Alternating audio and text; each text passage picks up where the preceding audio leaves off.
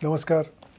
आजचा हा व्हिडिओ जो आहे ना, तो एका अतिशय महत्त्वाचा शब्द, त्या शब्दाभोवती फिरणार आहे.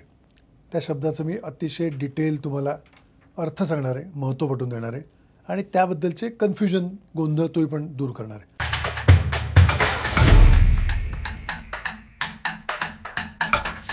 सगळीकडे मोठ्या प्रमाणात लोक बोलतात की कॅशलेस सेटलमेंट, कॅशलेस तुम्हाला क्लेम, कॅशलेसचा अर्थ पैसा नसणं, पैशाशिवाय व्यवहार होईल. म्हणजे थोडक्यात तुम्ही हॉस्पिटलला जा रिकाम्या हाताने, खिशात ₹1 नाही आणि हॉस्पिटल बाहेर पडताना पूर्णपणे ₹1 हॉस्पिटल न देता बाहेर पडायला म्हणतात कॅशलेस. अशा पद्धतीने सेटलमेंट होते का? नाही होत. 99.99% क्लेम अशा पद्धतीने सेटल होत नाही. क्लेममध्ये 3% ते 15% डिडक्शन होतात नॉन पेबल आयटमसाठी. त्याच्यामुळे कॅशलेस हा शब्द फसवा आहे. कॅशलेसचा अर्थ direct settlement with the hospital, म्हणजे कंपनी डायरेक्ट हॉस्पिटलला पे करेल, तुम्हाला पैसे द्या मग रिइम्बर्समेंटला याची गरज नाही. तर हॉस्पिटल्स मोठ्या प्रमाणात आहेत कंपन्यांमध्ये. 8,000, 10,000, 12,000, 14,000 हॉस्पिटलचे टायअप आहेत सगळ्या इन्शुरन्स कंपन्यांचे.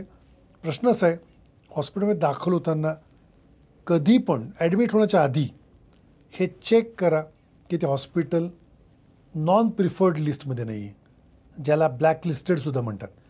नॉन प्रिफर्ड लिस्ट म्हणजे काय?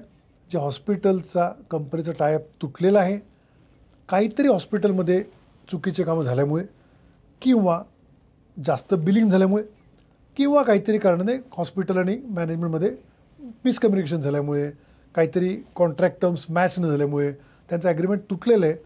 आणि असं जर हॉस्पिटल्सही 3 प्रकार आहेत. एक कॅशलेस हॉस्पिटल, एक नॉन नेटवर्क हॉस्पिटल, जे नेटवर्कमध्ये असतं ते रिइम्बर्समेंट तुम्हाला मिळतात. पण तिसरा सगळ्यात डेंजरस प्रकार आहे नॉन प्रिफर्ड किंवा ब्लॅकलिस्टेड हॉस्पिटल.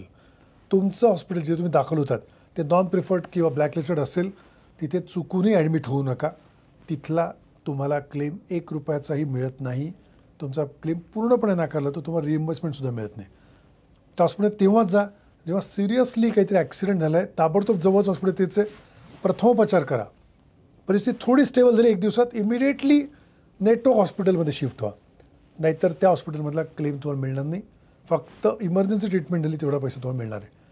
तर याबद्दल इतकं डिटेल कोणी बोलत नाही. तुम्हाला याचा फायदा व्हावा, तुम्ही लक्षात ठेवा आणि कॅशलेसबद्दल एक कन्फ्युजन काढून टाका. कॅशलेस म्हणजे direct settlement with the hospital. तुम्हाला 5 ते 15% पैसे तयार ठेवावेच लागतात.